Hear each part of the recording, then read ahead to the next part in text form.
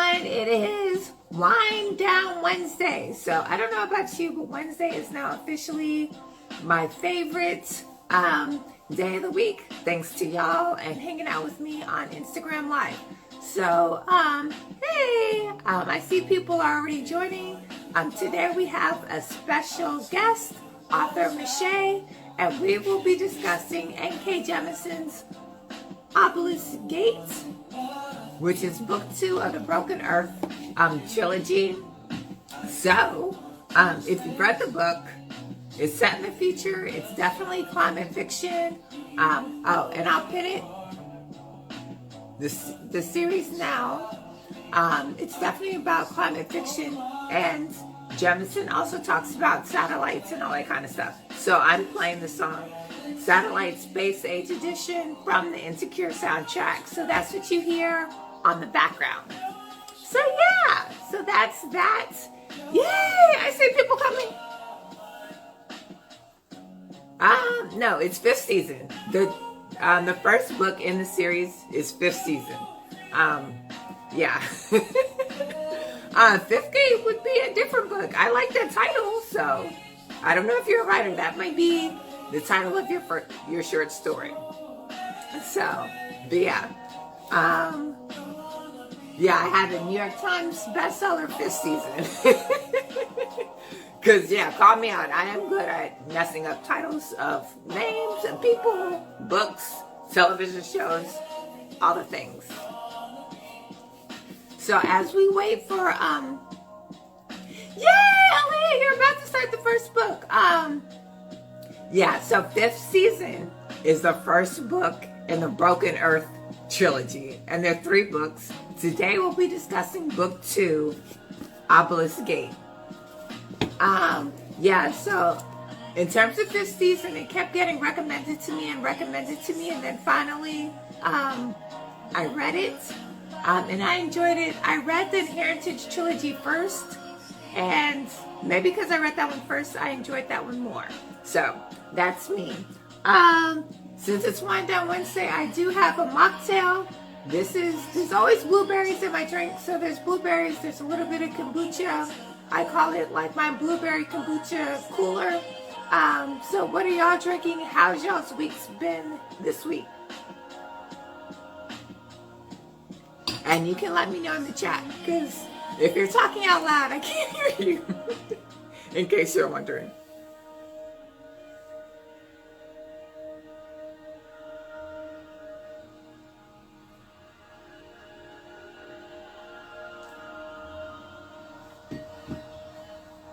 I don't see anything in the comments yet. I'm glad you're happy to be here. Oh, yay! Somebody's drinking a Stella beer. Somebody's ready to get all the way turned up. I love it. Yeah, awesome. So yeah, let me know how your week has been. My week has been good. The weather in Oakland has been nice these past couple of days. Yesterday, I got back into my workout routine. I attended a Zumba class, which makes me so happy. And the instructor also teaches a West African dance class on Sundays. So I feel like I got like my whole life. So to be reading books and dance classes for the foreseeable future. So yeah, how else? Oh, yay! I love, Ethiopian coffee. Yes. I love it. I love it. I love it. I don't drink coffee. I think I'm a high anxiety person, like slightly high energy naturally. And then on coffee, I'm just like, I tend to be on 10s. Okay. Okay. I see. So I'm letting the author in now. Drum roll, please. Hey, Michelle. How are you? I'm good. Since it's called a wind down, I definitely have Sauvignon Blanc. I've had enough coffee today. Hey, how's it going in the comments? So, can you hear me well? Am I good? Yes, we can hear I'm not you. gonna lie to you. Look great. I love the whole look. Thank you. I love your look. I love your earrings too. Thank no. I put them on just for the life. So let's pause here because a lot of times I get really excited and I forget to introduce myself and the guests and other things in the book. So, hi everybody. You're here at Sistah Scifi Wind Down Wednesdays. I am Sistah Scifi, CEO and founder of Sistah Scifi. Today we have special guest Michelle. Please tell me I'm pronouncing your name 100% correctly, and if I'm not, please correct me. You're like, no, it's Ugly. It's shy, but it's fine. I'm shy. That is much better.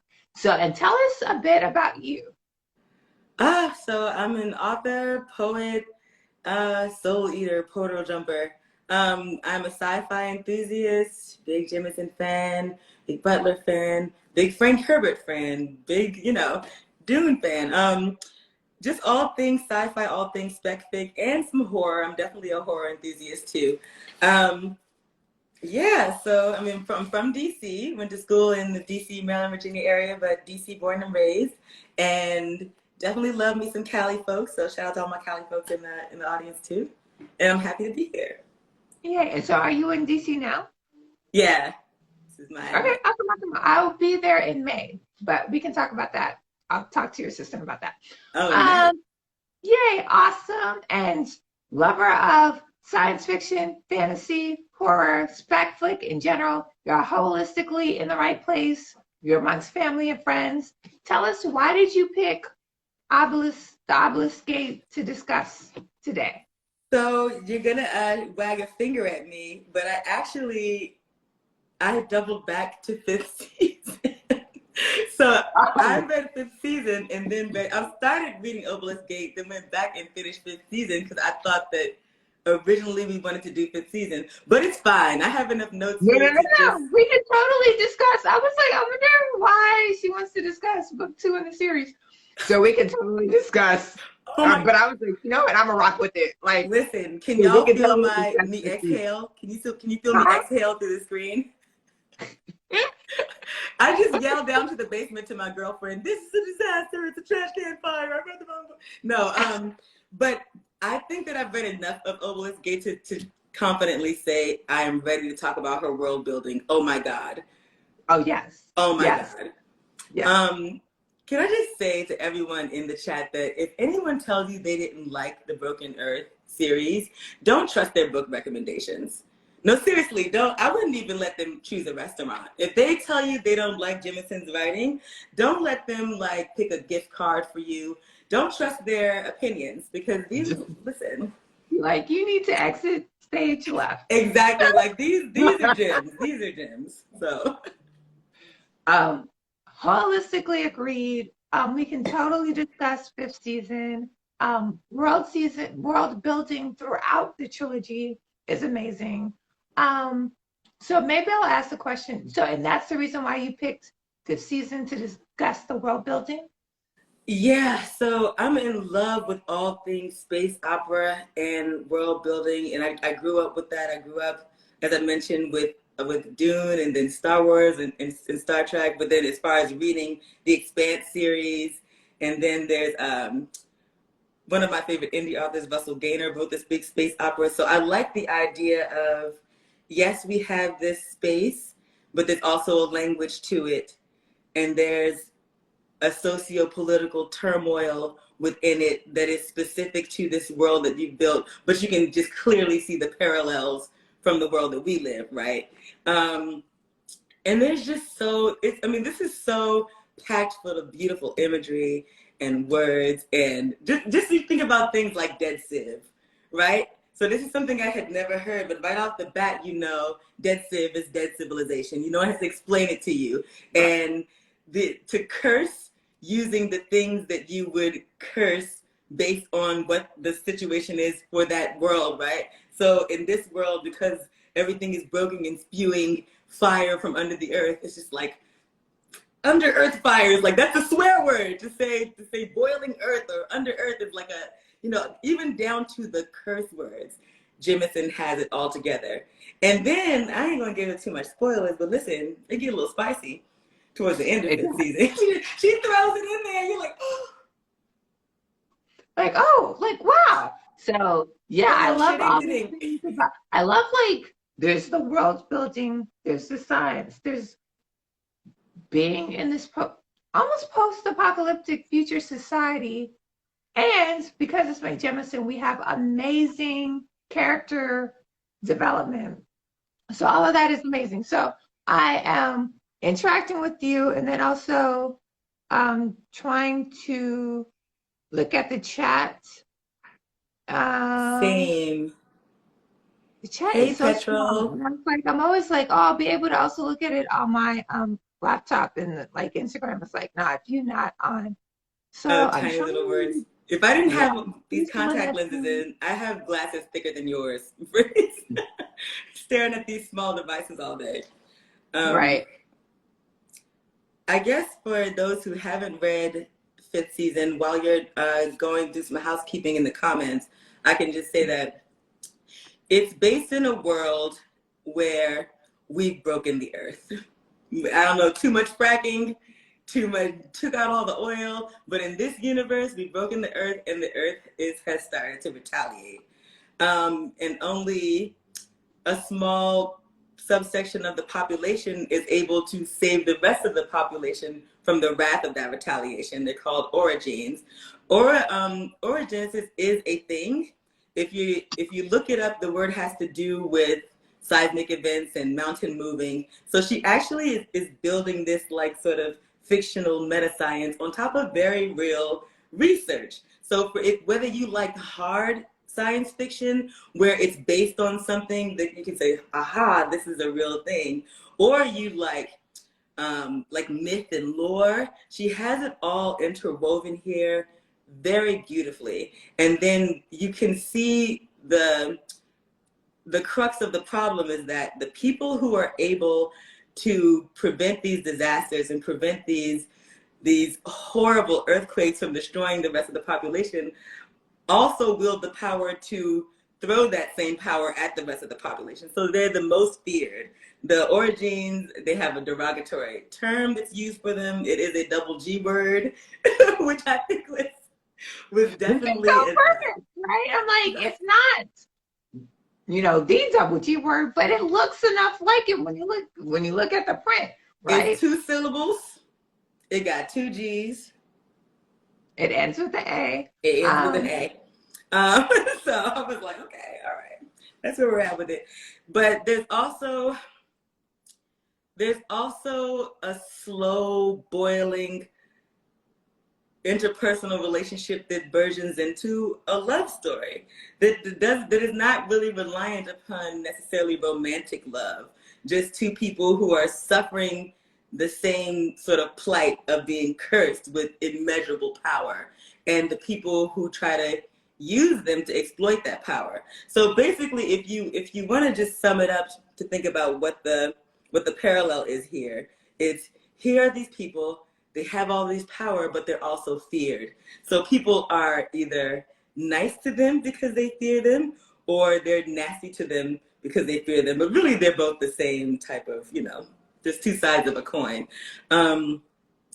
If you like things like, I'm trying to think, there's really nothing I can compare it to. It's very kind of extraordinary. I'm trying to think of what. I was like, what do you compare it to?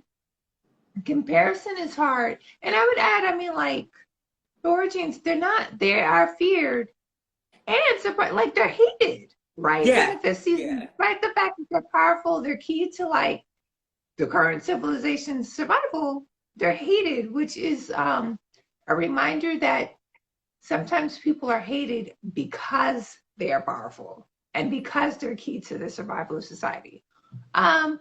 I loved your summary of the book. The only other question I would ask you, so how would you define the actual term this season as used in the book? Okay, so fifth season reminds me of a term used in economics for the turning of new seasons in an empire. So there's a book I believe it's called Five Turnings or Fifth Turnings. I'm sorry, the name escapes me.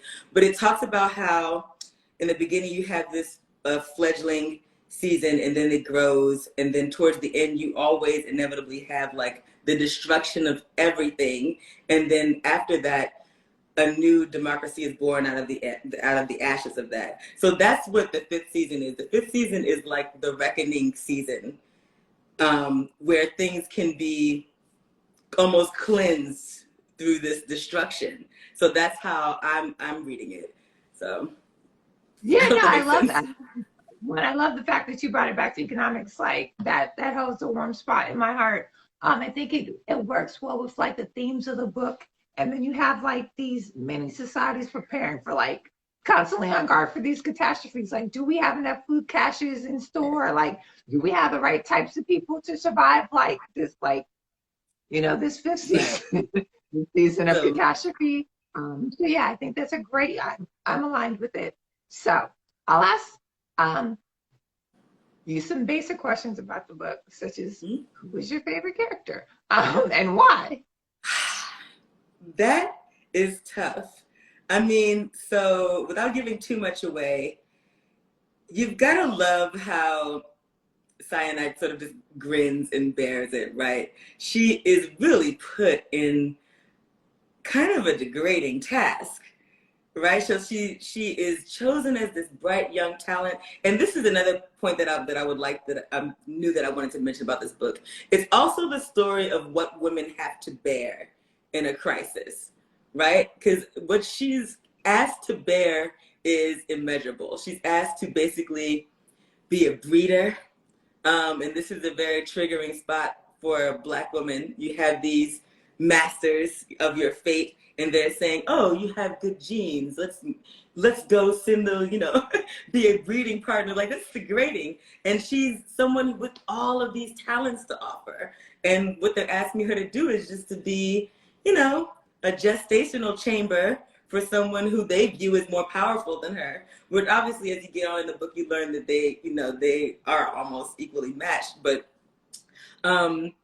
yeah, the character Syenite is definitely one of my favorite, and she just really ain't taking no shit off Alabaster. Right. she's not giving Alabaster an inch. Alabaster thinks he's just gonna condescend to her, and she's just like, "You can kiss my earth fire ass." Right. Right. Like, I'm here. Kiss my This earth is fire why ass. I'm here. Don't get it twisted. Zaina is a very compelling character, and I think her ability she's edgy, to tap into that rawness. I think I can ask this question without giving too much away. Do you like young woman cyanide, or Oh, like, Damaya? yeah, well, So what no, I like about, no, that's exactly the is it question I do, Damaya or but yeah, Damaya? Yeah, because so the what thing I is, like like, about, it's kind of a deal, but yeah. Hey, Jay oh no, Ray. you know what? I ruined it. You're fine.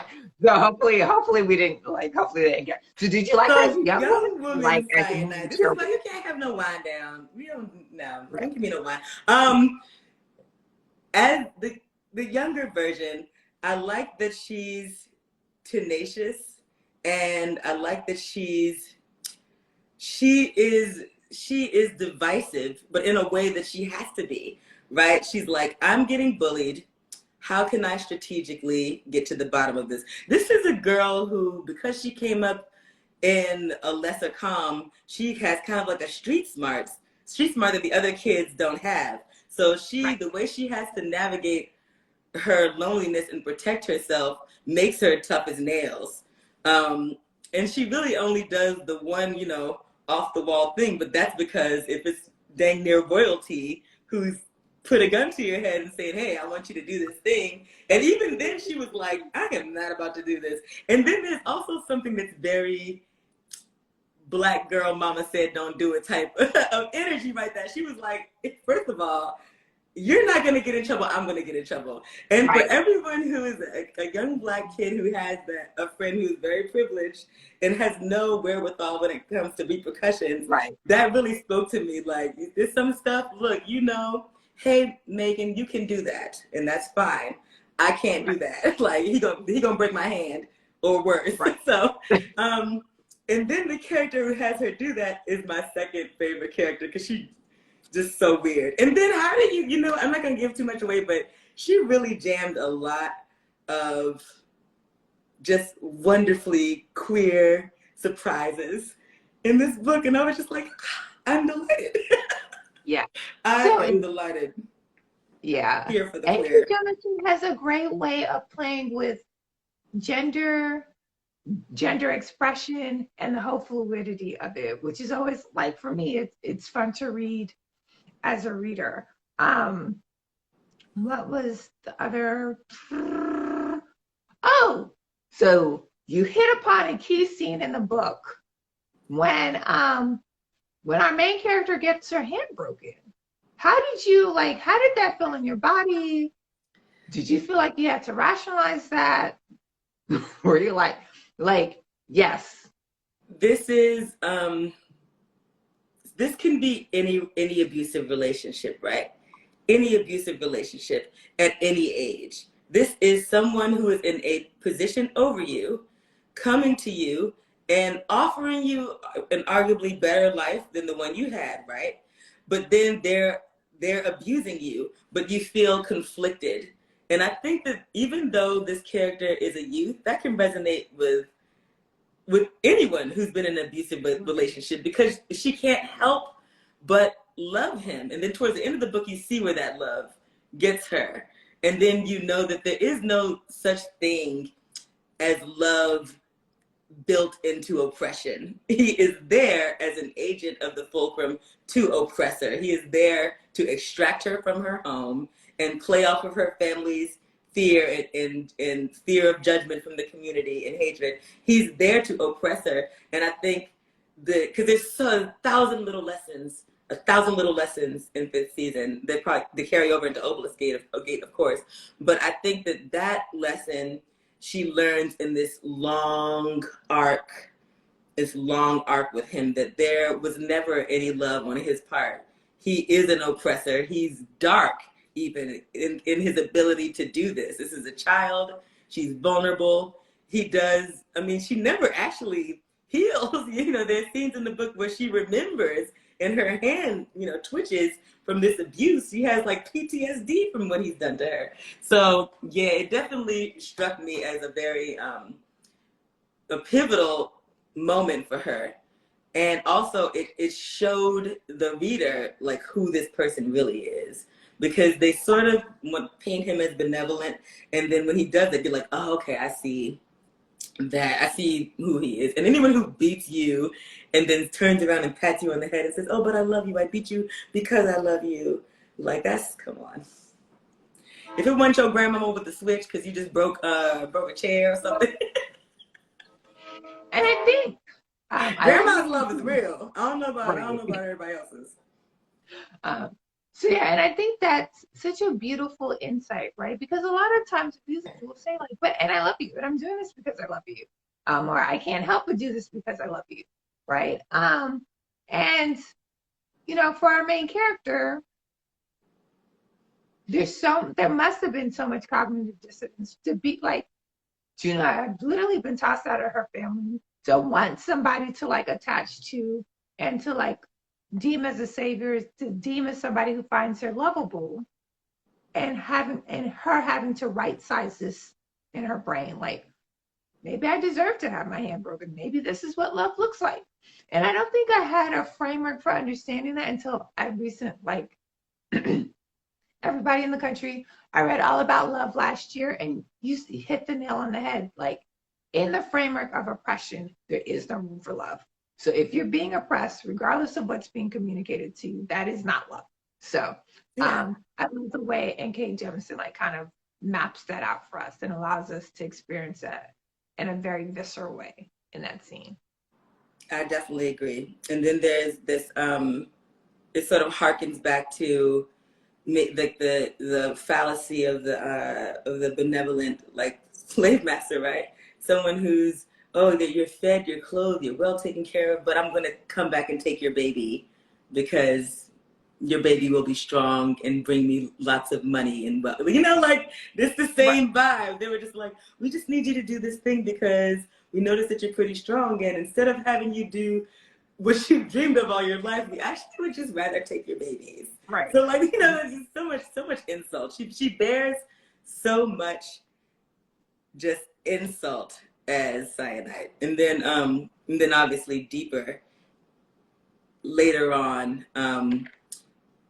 there is so much about identity in the book, and how as the seasons change for a woman, so do her roles and her allegiances and her ability or inability to step out on her own and her autonomy. And I mean, even though the way that Cyanide found her autonomy in the end was tragic, like what she chose to do, she had been broken. And they did such a beautiful bit of prose in the book about the fact that even rock can be broken. Rock can be broken by water, rock can be broken by time. It just has to bear enough pressure from the right angle. And she snapped. Right. Work on your mental health, y'all. Work on your mental health.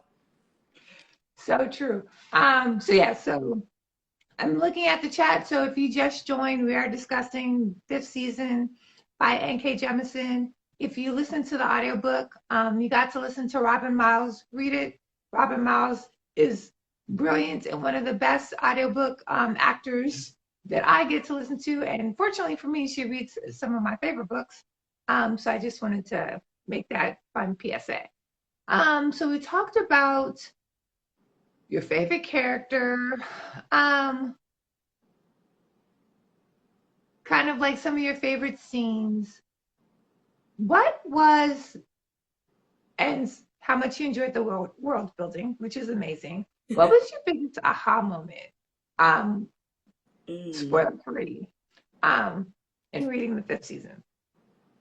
Whew. I mean, there were several, and I'm trying not to give too many spoilers because there's so much mystery in the beginning of the book, and then it's so like just gratifying as all of these mysteries sort of come together. But you know what my aha moment, as someone who's like an amateur etymologist and loves histories and lost histories and dead languages and words, my aha moment was how, in a very tongue-in-cheek way, Jemisin was saying that as things rebuild and are cyclical, people alter the lore however it pleases them politically, right, and the damage that that can do, right? So, and then Alabaster is reinforcing this to her with her throughout, because she's been good little fulcrum girl, right? She's been academically trained to accept everything that she's been taught, and he's telling you, no, I've been outside of this, and I'm telling you there's gaps in this history and there are lies.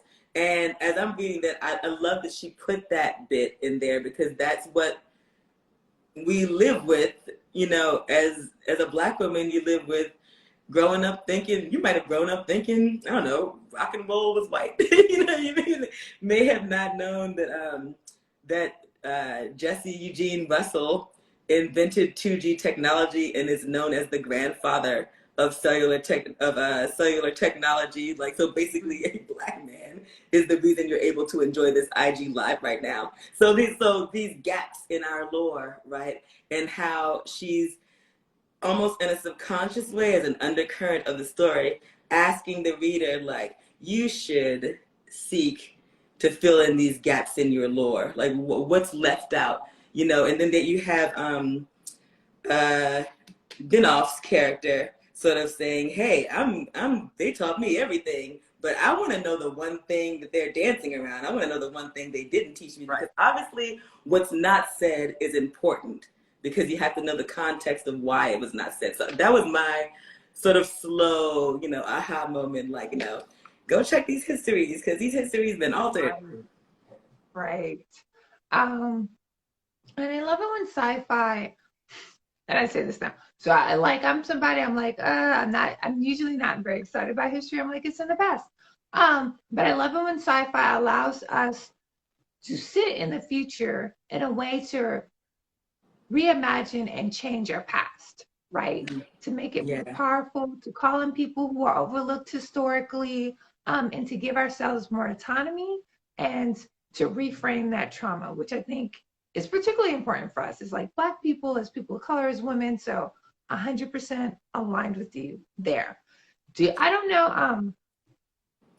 And the only copy I have sitting with me is my copy of Obelisk. But did you have any passages or quotes that you wanted to share with us in cyberspace? Oh, okay. So without even looking at it, because you know I'm nasty, listen.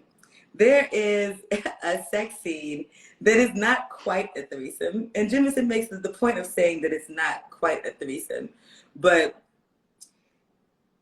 it's just her, she's expressing this joy of seeing, I want to give it away, seeing, you know, someone whom she is close to finally get what he's been craving, as far with regard to his physical intimacy. And then it also, it's sort of, that's what another aha moment, like, oh, that's also why he can't connect with her, because he's not wired to connect with her, which makes their love that much more poignant. The fact that it's not it's not a love born of his physical attraction to her. Actually, they were sort of just warehoused together in a very tense, horrible situation where I'm surprised they didn't kill each other at some point. They almost did kill each other. But there's too many to count. There's so many metaphors about the earth and its anger. And like you said, there's so much in there about climate change. And I think that the most like gripping quotes have to do with Father Earth. And I think that that's a very tongue-in-cheek way of Jemisin saying that mothers get angry, but no. She's choosing to put the patriarchy on it because she's like, Mother Nature is angry. Nature is angry with us right now. But a father is vengeful, right? If it was Mother Nature, that would just be Mother Nature and gonna bear it and maybe, you know, slap back a little bit. But no, Father is gonna keep spanking you, right? This is an abusive, vengeful Father Earth. And I like that. I like just the little bit in there about somewhere along the way we broke the earth. And it scares you. It makes you reread those words because we're so dangerously close. And then the passage that follows said, you know, we poison the seas beyond repair. We poison everything around us. We were ungrateful I can't give you verbatim, but it says there was a time when Father Earth loved humanity so much that he gave you trees for shade, he gave you rain, he gave you sunlight, all of these things. And I mean, to paraphrase, you pissed it away, you effed it over, and now this is your recompense. And it is a woeful it's a woeful one. So I like the allegory throughout. And there's too many quotes to name. I guess I already gave you one of my favorite ones about right before she draws on the power of the obelisk for the first time in Fifth Gate. She tells the reader that stones can be broken, rock can be broken, and this is I'm about to break, whatever. She was warned not to harness this power, and she does this knowing that she could die, and she still doesn't care. She's expecting to die. She's expecting all of them to die. So it's, whew. And they really pushed that character to the brink. So, and Kay Jemisin did a great job in like us traveling mentally with, so it felt, we could see it, right? We could see why she's there in that position. Yeah. I think we would do the same thing. So I'll also ask for those y'all watching on Instagram to drop your favorite quote in the chat. I'll read mine. And so it goes, when we say the world has ended, it's usually a lie because the planet is just fine. But this is the way the world ends. This is the way the world, Very last time. for the last time. Yeah, the very last time. I do love that. I love that. I think they say it maybe 3 or 4 times. And that's also a good point. If somehow the earth, the sun supernovaed and took out all human life, we would just go dark, but something would grow,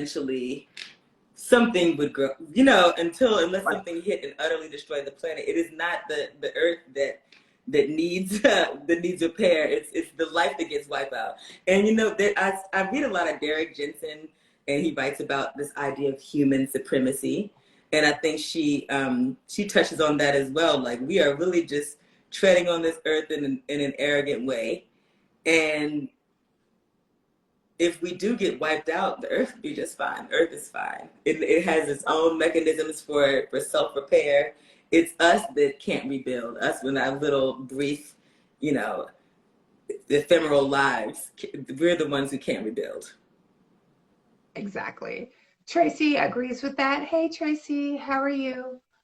So I know you grew up reading science fiction, fantasy, and speculative fiction. How were you in particular introduced to N.K. Jemisin and in particular to the Broken Earth series? So it's kind of crazy. So my little brother kept saying, "Oh my God, you should read the Inheritance series." So I picked that up and I had started that. And then like 3 days into it, he was like, "No, no, you gotta read this.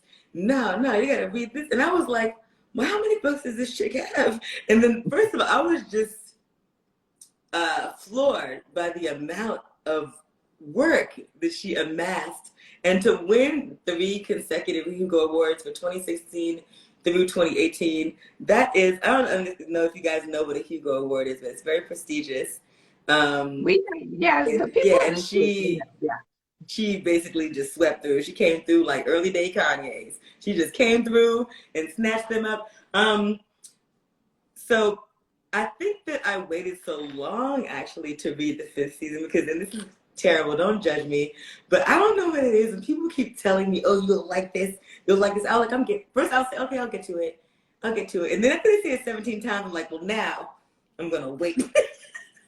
I'm the same with shows. That's why I'm always super late. Because I'm like, I don't know why. I'm like, don't tell me what to like. But they were correct. I definitely um, blown away by this. And there's no way you can't not like it. Like, if you like Game of Thrones, you would like this because there's maps and lore and myth and people who believe in the myth and don't believe in the myth. There's practical people and fantastical elements in it. There's just so much in it.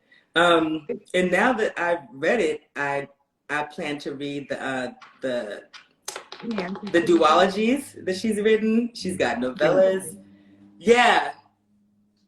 so so Yeah. I guess starting I so so you I'm kind of rambling now off kilter. What actually got me into it initially was piggybacking off of Tomi Adeyemi because I think I was looking for something with the same type of play about on classism and sort of supernatural or preternatural ability and how it's framed and feared. And so, and if you like this, you probably would like Tomi Adeyemi, and then Beast Made of Night by Toshi Onyebuchi is another good one. And those lean a little bit more YA than Jemisin, obviously, but still very good reads with regard to this is the realm, this is the universe. So good world building, in all of them. Yes.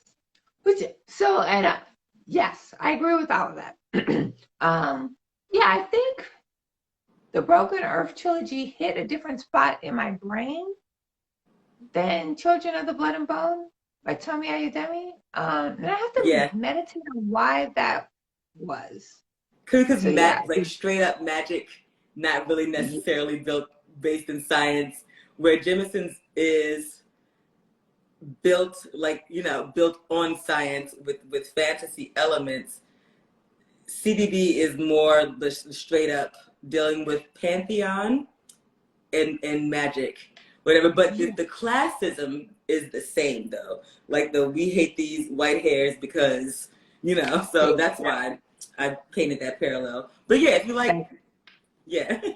go ahead. No, that's true. Because I just I think I put them in two very separate genres. Like I'm like, there's a whole genre of West African YA fantasies. So you have Children of the Blood and Bone, you have the Kingdom of Souls trilogy, you have Skin of the Sea. Like I'm like, okay, I'm here for it. Skin of the Sea is Skin on of my the list. I have not read Skin of the Sea. Don't get me. Don't get me.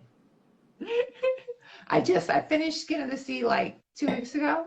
Okay, I enjoyed it. It's definitely a West African YA fantasy. What else is in that genre? Song of Wrath and Ruins. There's like a lot. I was like, Yeah, I was publishing, gonna say like, you're that gonna all of the publish. "and" titles, where it's like the thing, and also the thing. Yes. All of So, those titles, get them all. They're good. yeah. But you're right. But Broken Earth is great because N.K. Jemisin does build a fantasy world where the foundation is science, which is also very different from the Heritage trilogy, where it is really like just more fantasy. Just fantasy, yeah. And I appreciate both because it doesn't matter as long as the writing is visceral and hits home and the characters are well rounded. Then I don't even care. There's really honestly no flat characters, which is hard to do when you have so many balls in the air. There's no flat. All of her characters are round. All of her aha moments are really aha moments. I was like, Taka. Is that true, Taka? Yeah. And when you're reading a good book, you may get one or two aha moments. When you're reading a great book, so this is a great book because it's just busting out the seams, down to Hoa's character, and you're just like, Yeah. which is crazy because Oh. you're like, oh, there's this omniscient narrator, and you don't think about it, like the perspective, whose perspective it is. You just in your mind, you're like, oh, it's the voice, it's the omniscient narrator. And then what makes this very good, and I meant to mention this earlier, is the shifting between third person and second person, and it's really so I loved like Jamaica Kincaid's A Small Place for that very reason, because everything that feels like an indictment is more of an indictment when you're doing it in second person. Everything that feels like comfort is more of a comfort when you're doing it in second person. And it makes you just, that POV is very personal and difficult to do because she just switches back so seamlessly. So if you've never read A Small Place by Jamaica Kincaid, for all of y'all getting stamps in your passport, it's an old book, but go read that with you. Put that in your tote and carry bag. Read Passport. that. I haven't read it. So I'll find it. Also,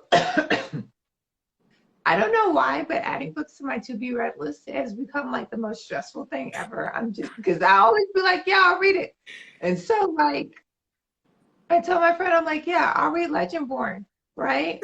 Um, and I'm so not like I'm laughing at the reading notion that you'll read that, like I read but Dream Blood Duology, and I told somebody else I'd read Nor, and then I realized like I told somebody I discussed like Queen of the Conquered and King of the Rising like next week, and I was like, I need to manage.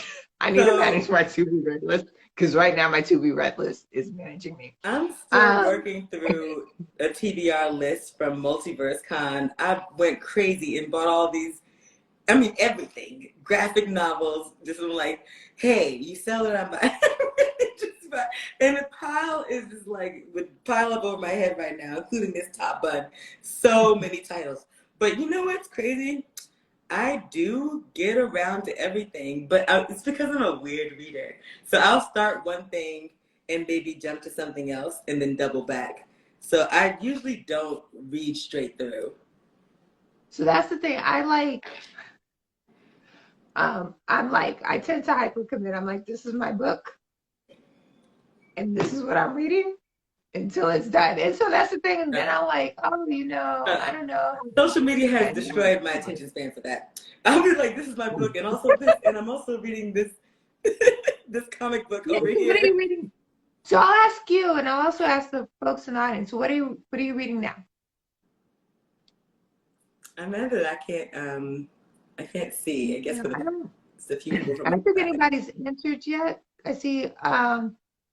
Oh well. So what are people reading now? You can drop it in the chat. So I just told y'all I'm reading Legendborn, um, and I guess I will also be reading King of the Conquered this week. But consecutively, right? Not at the same time, like me, crazy I think person. I'll read Legend. So what I can do is read two different books, um, in different formats. So I'll read Oh, Legendborn in physical book format, and then I'll read King of the Conquered in audiobook. So that's what I can I do. am awful. I am such a tactile person and like I even like the smell of books. So I have all paperbacks and hard copies, which is not even financially responsible for me at this point. But I'm trying to get into more audiobooks because I have long drives to my day gig, and that's a good. But then those are what I use for my podcast time. So you see my dilemma. Oh, sit the bottom. Yeah, so people are like, so what podcast are you listening to? My podcast game is non-existent. But that's because if I'm walking and that's how I got into audiobooks. I had like an hour-long commute. Yeah. So, I was like, oh, this is brilliant. Like, I can make this. I read so many books during that time period. I was like, I can now use this time for something productive. And then it carries over to like, I'll read audiobooks. I kind of do this. Yeah. While Yeah. I'm walking, while I'm taking a bath, while I'm like doing laundry.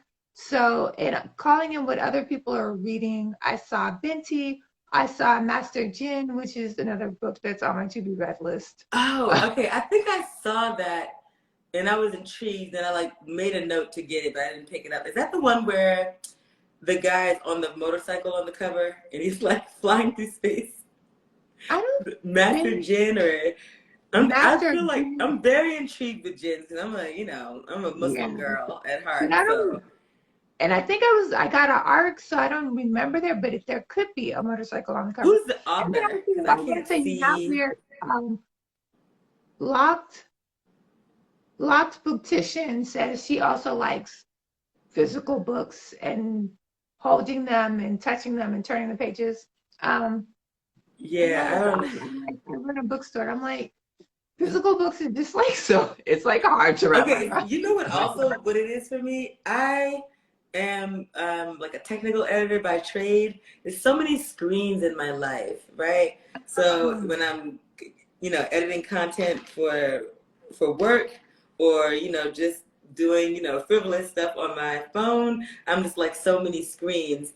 And I think that reading the physical book for me personally sort of retrains my focus, and I usually will turn my phone over because I don't, when I'm trying to read my ebooks, well, I mean, you can turn your alerts off, but sometimes I'm reading ebooks on my phone.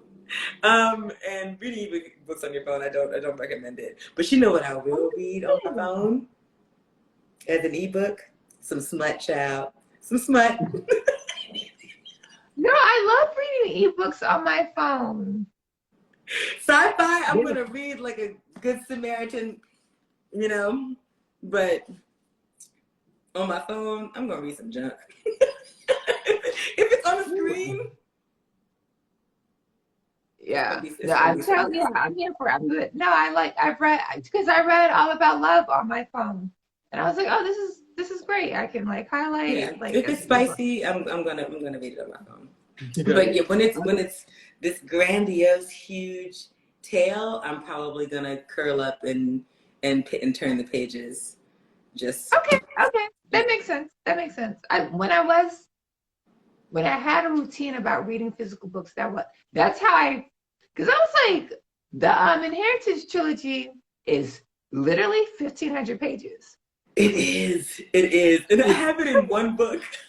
Right. Yeah, and it takes up like the space of 5 normal books on my bookshelf. It really is.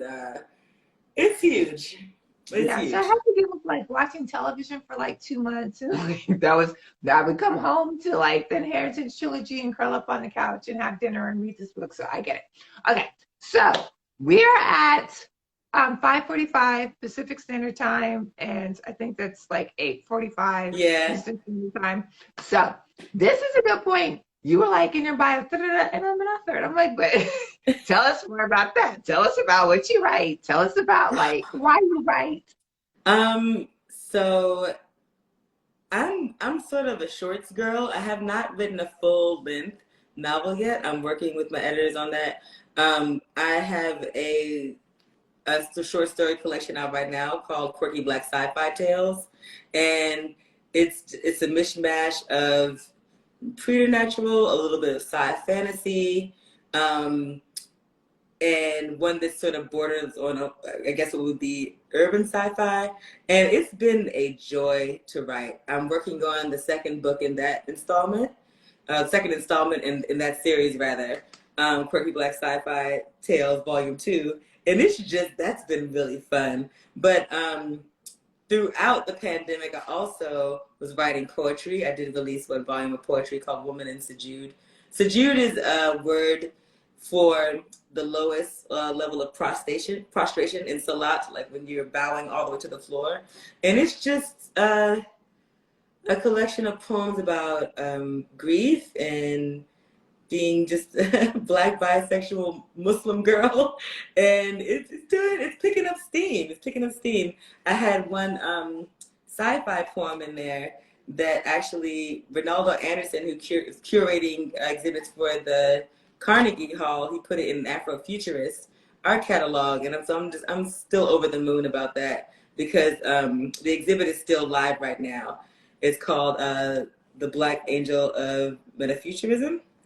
And it's a really long title, but you'll see it on there. It's in the Carnegie Hall right now as an exhibit, and some amazing artwork is featured and amazing literature is featured in there as well.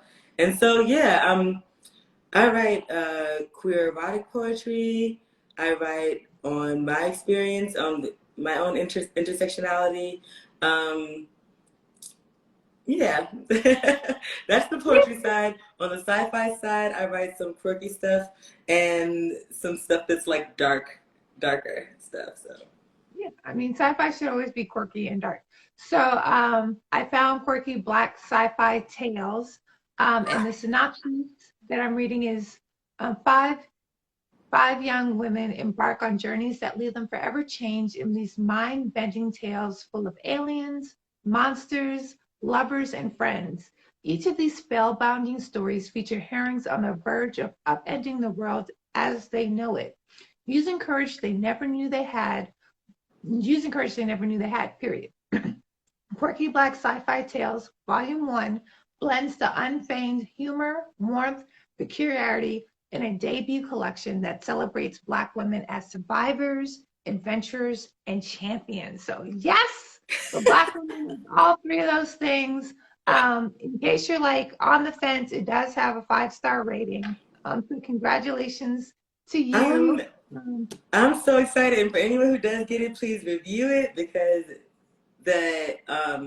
it's been doing pretty well, but it's so hard to get those reviews. I appreciate for the people who did review because it's been all really good feedback. I'm really excited to bring I'm gonna really bring it on this next installment. I've been working hard on it, but yeah, it's five different stories, and it was like really a love. This first one was a love letter to Black women, and the next one I may have some male-centered stories, but for the most part, I'm leave it mostly centered on Black women because I feel like when we're talking about speculative fiction and talking about horror or world building, then I feel like who better to be not only the narrators but also the main characters in these stories about changing the world or surviving a changed world than Black women who have to save the world every damn day politically within their own homes as matriarchs.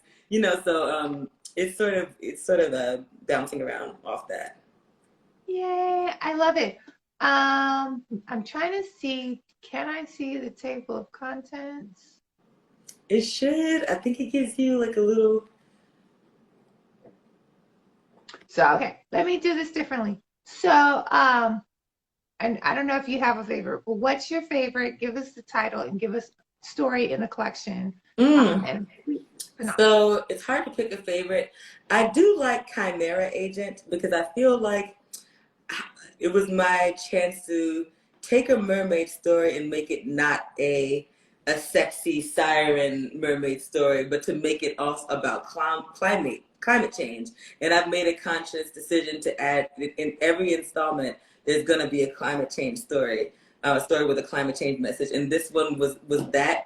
And I mean, she's just badass, and not giving too much away, but there is a mermaid who is on land trying to do some recognizance and trying to figure out how we going to stop these top dwellers from effing up our water because they're a hot mess. Maybe if we breed with them and we have a dual interest in the water, we can save the water. Maybe we need to mix with them, because just telling them to stop, they've broken all of our treaties. We finna go to war with them if we don't come to some agreement.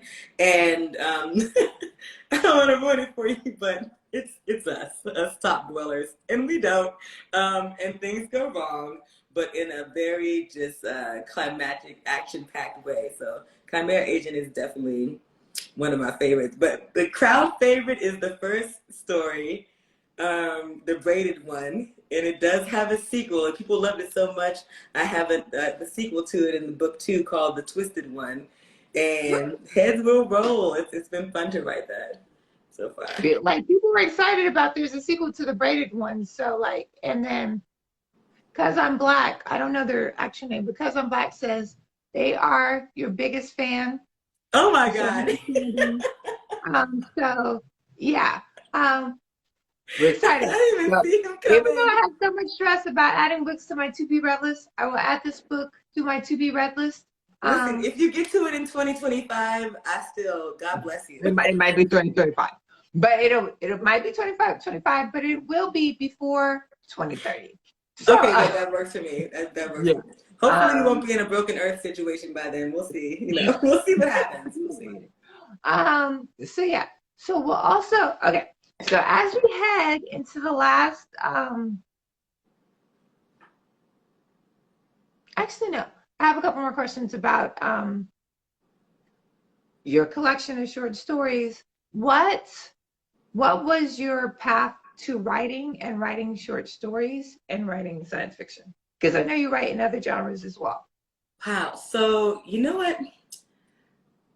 I don't want to bum everybody out, and I don't want them to be like, oh no, but my dad passed away in 2020, and it was kind of like a tipping point for me, because one of the last things he said was, I know you got all these stories, baby girl, and you need to put this stuff out. And I had been just sitting on some of the sci-fi stories. They needed a lot of work, but it was almost like, Daddy said do it, and I rolled up my sleeves, and I was like, they're coming out.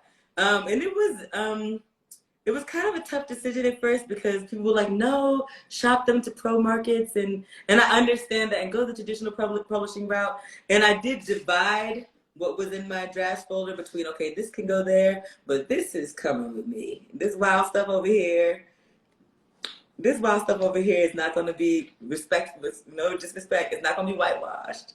It's not going to be going through no channels. It's coming out very Black child. It's coming out. So yes, I divvied up the stories, and I got with a shout out to Tiara. Tiara is just my rock. And we sat down and carefully curated, okay, this is going to go in. But I always sort of tiptoed up to the podium when it comes to sci-fi, because I have such reverence for the women who, have preceded me. Like come on, trying to just Black women, when we sci-fi, we sci-fi. We sci-fi. We are, whew. And so I was like, let me approach this carefully, but I always wanted to do it. Even when I was little, I was like, I want to write something. So back then, all I had was Frank Herbert's Dune. I just was in love. And I've read a little Dean Koontz too, and read some horror, Stephen King, all the pop culture people. But for me, I was like, I want to write something that big, and one day I'm going to get there, but I'm just going to, tiptoe up to the podium with it. Also, living through the pandemic in itself is sort of sci-fi fodder, right? So just masks everywhere, and the streets are eerily quiet, and no one wants to touch each other, and it's just really weird. Even though my stories aren't about that, it puts you in just like an otherworldly mindset to be peeking out there, putting gloves on. Like in the beginning of the pandemic, I had a glove system for getting in and out of my car.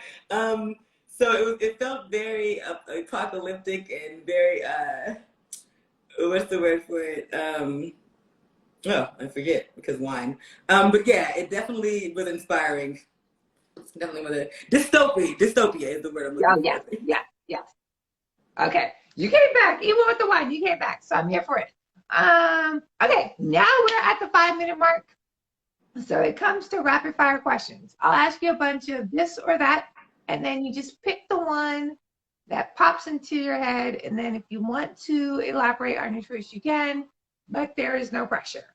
You should have So been the doing this first, because I'd be answering questions. I'd be rambling like a politician. You should have done this. no, you good, you good. And also, like, I only have so many. So first, this or that. Janelle Monáe or Erykah Badu? Come on, man. Why you come on? You can't come out the gate with that. Janelle Badu. Can I do that? Janelle Badu. I love it. Okay. We're here for it. That's totally fine. So, and I think that's a beautiful answer. So the next one is Eartha Kitt Catwoman or Halle Berry Catwoman? Come on, you know, man. Marvelous. Come on, you know. Act like act like you know. No, I'm kidding. Go ahead. Next one, Black Lightning or Luke Cage? I'm gonna roll with Black Lightning only because Luke Cage. You know what? Never mind. I'm gonna roll with Black Lightning. Yes, I'm Team Black Lightning too. So awesome. So oh wait, I just lost the next question. We're messing each other up because we're so giddy. So it's okay if you haven't watched the show. I'll substitute another question. Our Kind of People or Queen Sugar? I've only watched Queen Sugar, so I'm gonna have to go with Queen Sugar. Yeah, that's fine. You're like, with Our Kind of People. So yeah, Queen Sugar is a great show. So that is totally fine. Oh, that was the next question. True Blood or the originals? Nothing to do with black sci-fi or fantasy, but I love vampires. I did not finish the original, so I'm gonna lean it towards True Blood. I'm gonna lean towards True Blood. Yeah, True Blood was good. Yeah, and Lafayette was everything, so I'm here for it. Now you got me gonna go back and update my to be watch list because I'm missing some here. But go ahead. So what's the next one? Storm or no? Wait, yes, I'm gonna go with this. Storm or who do I usually say? I'm like on the edge of my seat, you guys. I'm like, who's gonna be the other person? I don't know who will come to my head. Storm or it's really hard to beat Storm, so I understand your struggle right now. Yeah, I'm like, but I usually have somebody. Storm. Oh, okay. I think I'm gonna go with this. Storm or Shuri? Oh, see. Okay, I'm gonna pick Shuri, but hear me out. Because Black women in STEM, period. And honestly, Storm should get with Shuri. Because Storm be getting, she be getting real faint when she use her power. You got about 2 or 3 clouds out of her. She's like, I'm done for the day, honey. I'm done. I feel like Shuri could build her a suit or something to shock absorb or something to help her stay up in the air longer. But you know what? Storm wouldn't even take it because low-key, she might not even be tired. She'd be tired of carrying the team. She's like, bro, you do some work. I'm going to go lay down. I've summoned the clouds. Yeah. And you have your black woman white hair. Shout out to Black women in STEM. So yeah, sure. Yeah, I'm here for it. Oh man, thank you so much. This was amazing. I appreciate you. That is our time. We're at the 60-second mark. Did you have any closing remarks, questions, comments, anything you want to say? Just look out for Quirky Black Sci-Fi Tales Volume 2. I have a sort of a spoken word poetry work coming out called Thought. They Hear Only Themselves. It is like rage, feminist, queer poetry. So look out for that. And yeah, that's it. Follow me and check the links if you would like to purchase. I do follow back. I'm good vibes. I might post a thirst trap or two, but just ignore it. You know what I mean? A little thirst trap. It's fine. I have thoroughly enjoyed this, and I can't wait to come visit your physical space when I'm on the West Coast. Yeah, we tend to like hover in cyberspace, so Okay, but even Um, better. and then, yeah, I will message your assistant and let her know, like, my dates for DC, because maybe we can do something like more in person in Oh my DC. goodness. There is Mahogany Books opened in a new spot in on the harbor, and that's really like a very black owned, black Yes. title space, whatever. And I would definitely like to show you around there if you're interested in doing like a Yeah, little. that would be dope. That would be dope. Okay, so yeah, I'll coordinate with your assistant. We'll make something happen when I'm on the other coast. And Somewhere Tia yeah. is watching this, like I am your editor. Don't let her call me. Oh, sorry. I mean, like, No, thank you so much. Okay. Good night, you guys. Bye. Thank you. Talk soon. Bye.